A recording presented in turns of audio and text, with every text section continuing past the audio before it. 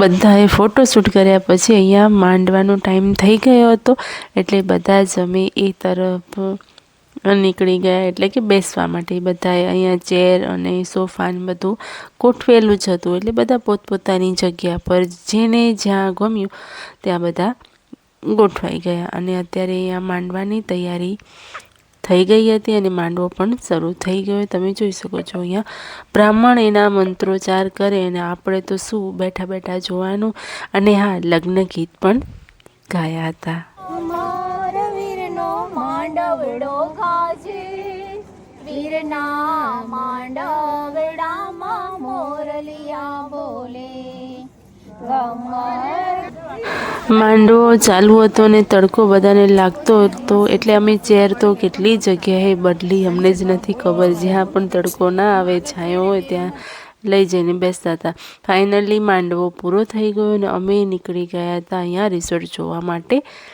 પહેલી વખત આવ્યા હતા એટલે મામાનો રિસોર્ટ તો જોવો પડે ને, બધાની ઈચ્છા હોય.